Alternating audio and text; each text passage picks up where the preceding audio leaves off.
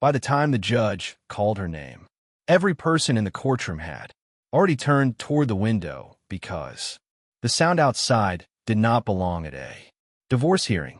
A black Rolls Royce Phantom had pulled up to the courthouse steps, its silver hood ornament catching the morning sun, and the woman stepping out of it was the same woman her husband had left 3 months earlier with one suitcase, an empty bank account, and a note on the kitchen counter telling her she would never survive without him. Her name was Naomi Carter. She was 34 years old, and the last time Adrian Carter had seen her, she had been standing barefoot in the hallway of their apartment while he handed her divorce papers and told her the house, the business, and the money were all in his name. But now she was walking into court, wearing a simple cream suit, holding a sealed leather folder with a billionaire investor beside her and 2 lawyers following behind. Adrienne's smile disappeared before she even reached the courtroom door, because the Rolls Royce was not the shocking part. The shocking part was who owned it, why Naomi had the key, and what was inside the folder. Adrian had spent years praying would never be found. Before I tell you what actually happened, please like and subscribe to the channel and tell me your country in the comments. Now let's begin. Naomi Carter had never looked like the kind of woman who could ruin a powerful man. That was why Adrian had underestimated her for 8 years. She was quiet, careful, and soft-spoken. The kind of woman who remembered birthdays, packed lunches, and stayed late fixing problems no one else wanted to touch. When she met Adrian, he was not rich. He was ambitious, charming, and always one good deal away from the life he believed he deserved. Naomi worked as a project designer for a small architecture firm, and Adrian was trying to build a property development company from rented office space and borrowed confidence. He told her she saw beauty where other people saw empty rooms. She believed him because at the beginning he seemed to see her too. They married after 18 months in a small courthouse ceremony with 2 friends as witnesses and grocery store flowers in Naomi's hands. Adrian promised they would build everything together. Naomi believed that sentence more than she should have. For the first 3 years, she worked full-time during the day and helped Adrian's company at night. She designed pitch decks, corrected proposals, chose finishes for model units, and rewrote emails so investors would take him seriously. When the company finally landed its first major contract, Adrian cried in their kitchen and told Naomi it was theirs. But when the company name was printed on the office wall, only his name appeared underneath it. At first, Naomi told herself it did not matter. Marriage was not supposed to be a scorecard. She thought love meant giving without needing applause. Adrian said paperwork was just paperwork, and business had to look clean for investors. He said her role was understood. She was his wife, his partner, his quiet strength. Naomi accepted those words because she wanted to believe that being unseen was different from being erased. Then small things changed. Adrian stopped asking for her opinion in meetings, but still brought documents home for her to fix. He stopped saying their company and began saying my company. When clients praised the apartment layouts, he smiled and accepted the credit. When Naomi asked why her design notes were being submitted under his name, he kissed her forehead and said investors trusted a single strong leader. That was the first time her chest tightened in a way she could not explain. His mother, Patricia, noticed the change too, but not with concern. Patricia had never liked Naomi. She thought her son had married beneath him before the money arrived and complained that Naomi did not dress like a developer's wife. At family dinners, she praised Adrienne's brilliance while Naomi carried plates from the kitchen. If Naomi spoke about work, Patricia smiled and said it was sweet that she helped with little details. Adrian never corrected her. He only looked down at his phone. The real money came after the Whitmore Tower project.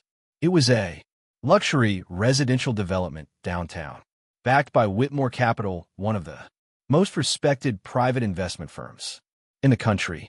Adrian had chased that contract for months, but the first proposal failed badly. It was too loud, too expensive, too empty. Naomi stayed up for 4 nights rebuilding it from scratch. She changed the layouts, redesigned the resident spaces, corrected the budget flow, and wrote the part that convinced the investors the building could be elegant without becoming cold. Adrian presented it as his own work. Whitmore Capital approved the project. 2 weeks later, Adrian came home with champagne. Naomi stood in the kitchen in an old sweater while he lifted the bottle and said they had finally made it. She smiled because she wanted to be happy, but something inside her felt missing. The following year, Adrian moved them into a penthouse, bought a new car, hired a private assistant, and began appearing in business magazines. Naomi's life looked better from the outside, but inside the marriage, she felt smaller than ever. Adrian controlled the accounts. Adrian approved purchases. Adrian decided which event she attended. If she asked questions, he told her stress was making her emotional. If she pushed harder, he reminded her she had never officially owned anything. Those words stayed with her. Never officially. 6 months before the court date, Adrian changed completely. Or maybe he only stopped hiding who he had become.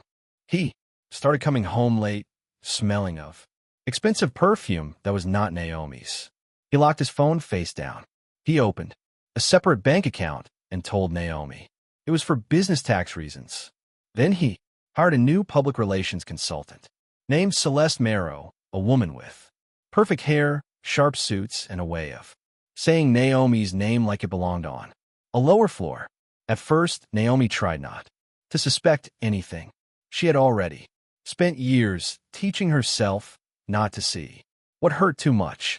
But one evening she arrived at Adrian's office to drop off revised investor boards and saw Celeste adjusting his tie behind the glass wall of the conference room. Adrian did not move away. He smiled. Naomi stood in the hallway holding the folder while her fingers went cold. Celeste saw her.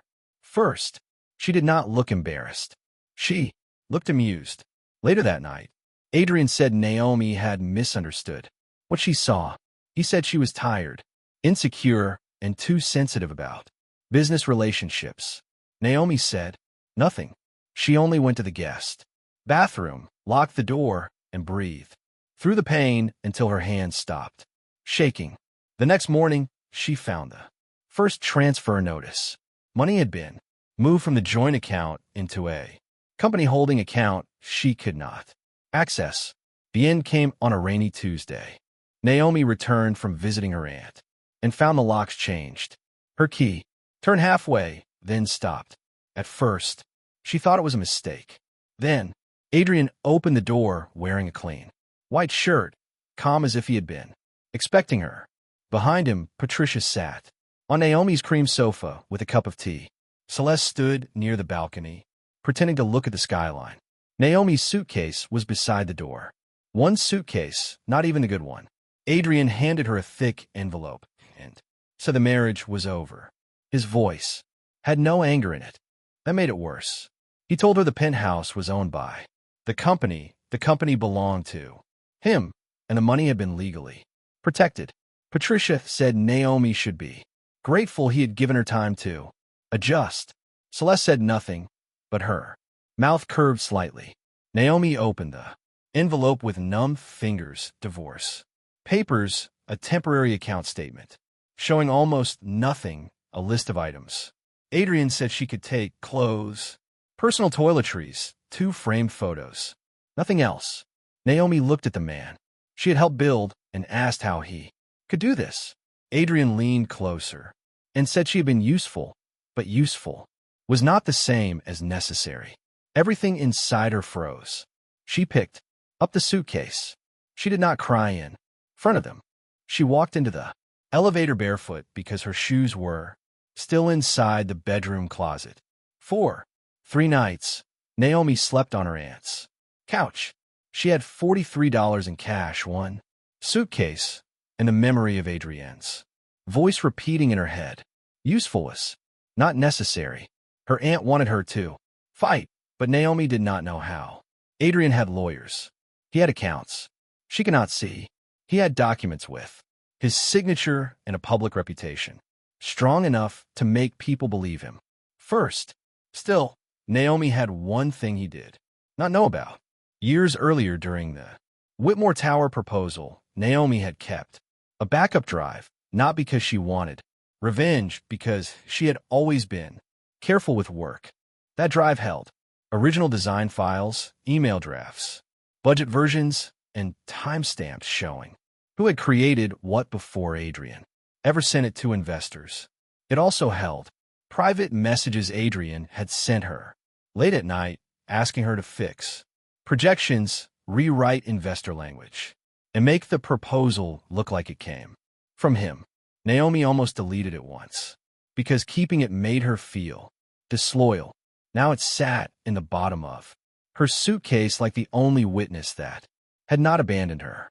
On the 4th morning, she received a call from a number she did not recognize. The woman on the line introduced herself as Evelyn Whitmore, founder of Whitmore Capital. Naomi stopped breathing. Evelyn said she had reviewed old project files after hearing about the divorce filing. Then, she said 6 words Naomi never forgot. I know who built that tower. Evelyn Whitmore was not a woman people ignored. She was 71, elegant, sharp, and worth more money than Adrian had ever stood near without asking for it.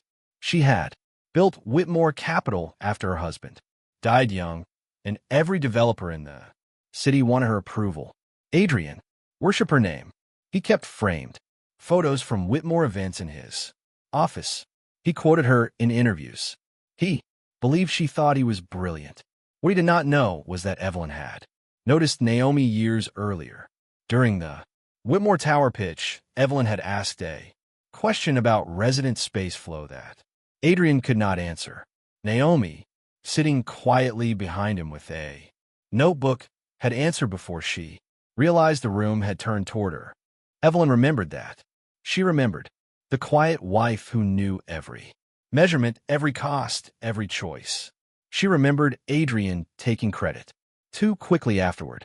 So when Adrian filed court documents claiming Naomi had contributed nothing to the business, Evelyn's legal team flagged it.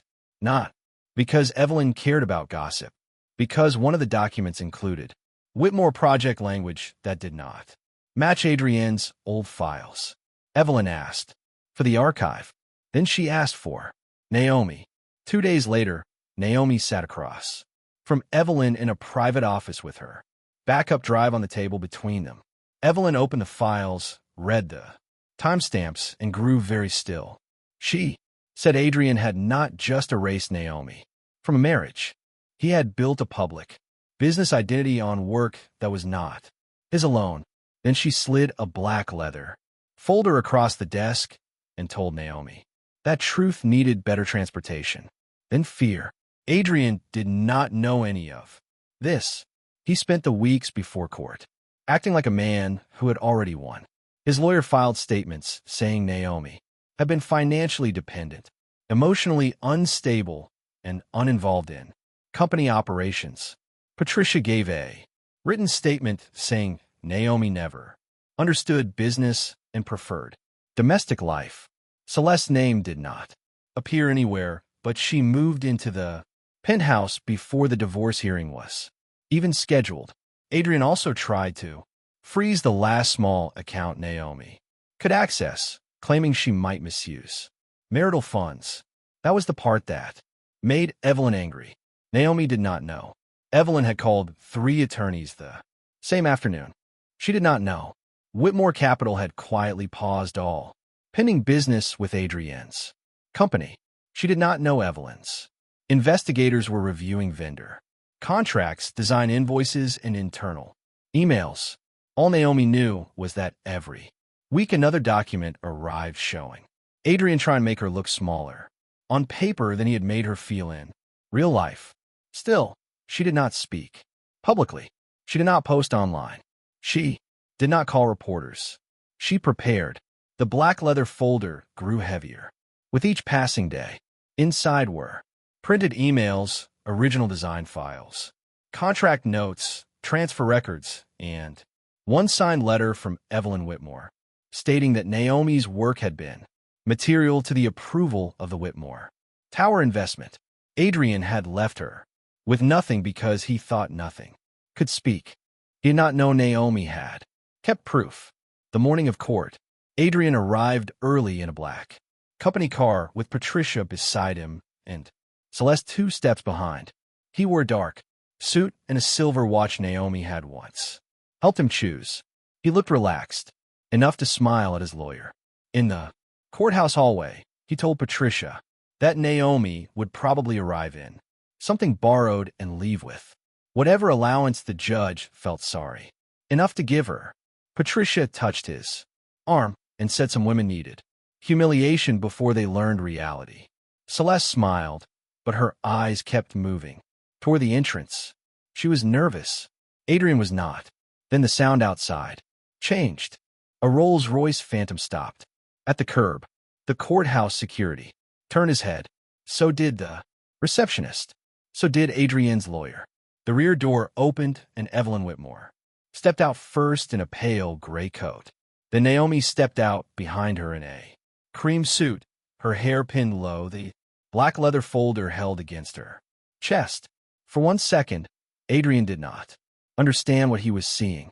His smile stayed on his face, but his eyes shifted. Then Evelyn handed Naomi the Rolls Royce key, not because Naomi needed it, but because Evelyn wanted everyone watching to understand she had arrived under protection, not pity. The hallway went silent. Patricia's mouth opened. Celeste stepped back. Adrian looked at Naomi like a woman he had walked into court carrying the shovel. Inside the courtroom, Adrian's lawyer began with confidence. He described Naomi as a dependent spouse with limited professional contribution. He said Adrian had built the company through personal effort, risk, and leadership. Naomi sat still. Her hands rested on the black leather folder. She did not interrupt. She did not look at Adrian. Then her lawyer stood and asked to submit supplemental evidence from Whitmore Capital. Adrian's head turned sharply. The first document was the original Whitmore Tower concept file. Naomi's name was embedded in the metadata. The second was a chain of emails from Adrian asking Naomi to revise investor language before the pitch. The third was a side-by-side comparison between Adrian's court statement and the original project. Artife. His words in court said Naomi had no role. His email said, "I need your brain on this before morning." The judge read silently. Adrian's fingers tightened around his pen.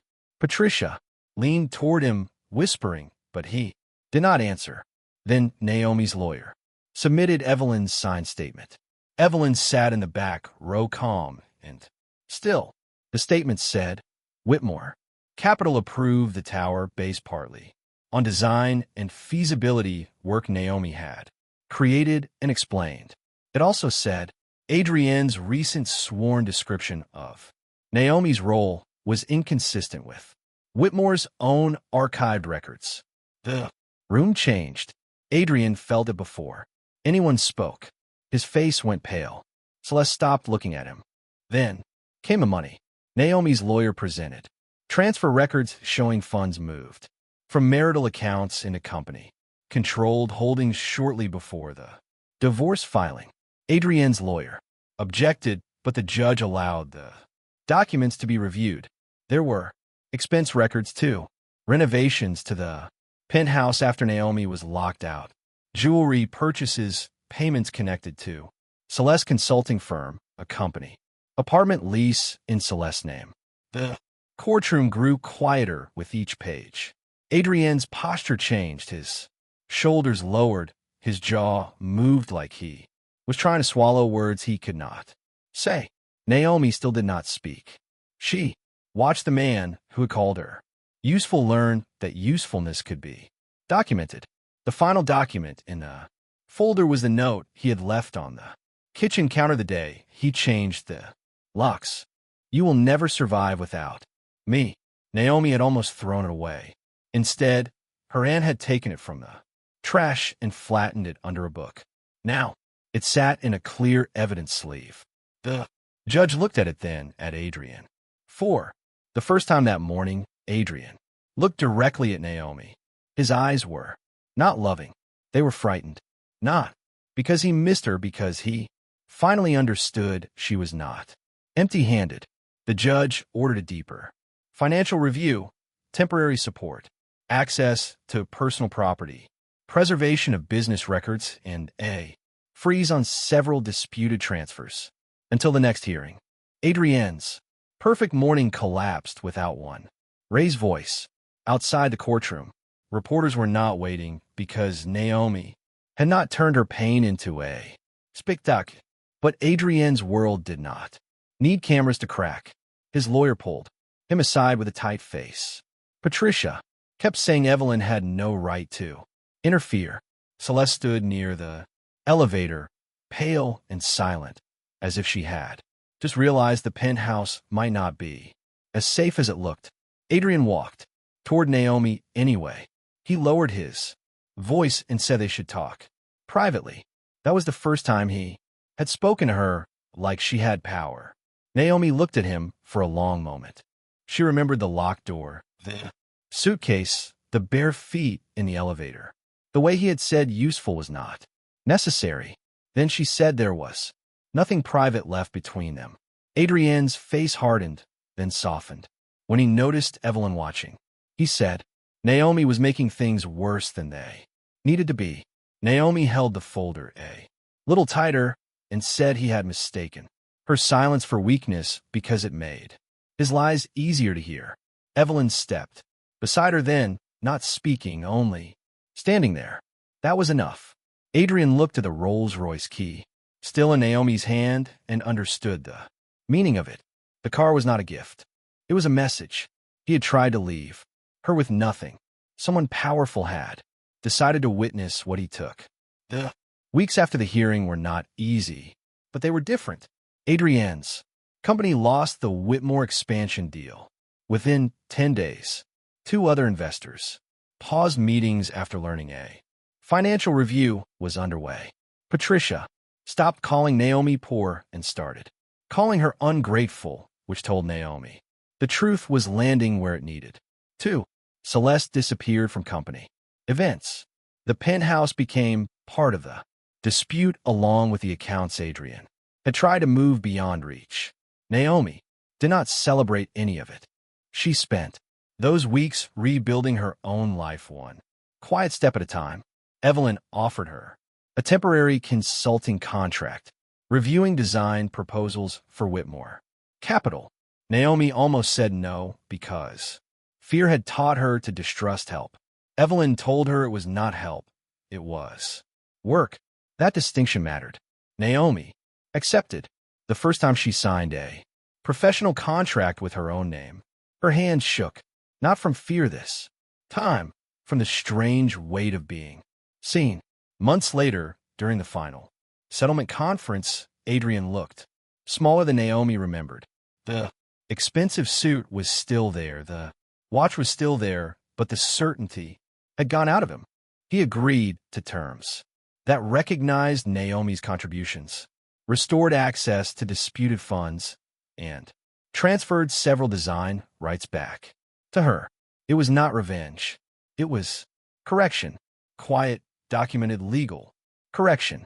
On the last day, Adrian waited for Naomi near the court. The same steps where the Rolls Royce had stopped months earlier. This time, no luxury car waited at the curb. Naomi had come in a taxi and carried her own bag. She preferred it that way. Adrian said her name. She stopped, but she did not turn fully toward him. He said he had been angry back then. He said things had gone too far. He said they had built something together.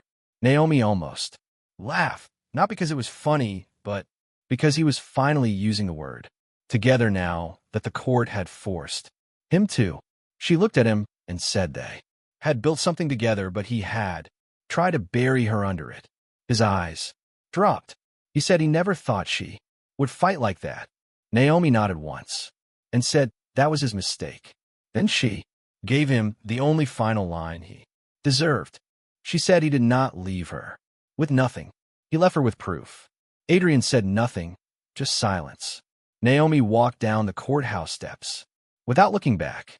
Evelyn's Rolls Royce never appeared again because it had already done what it came to do. It had carried Naomi into the room where Adrian believed she would arrive, broken. After that, Naomi carried herself. Years later, people would still talk about the morning Naomi Carter arrived at court in a billionaire's Rolls Royce. Some remembered Adrienne's face when she stepped out. Some remembered Evelyn Whitmore sitting in the back row like a quiet storm.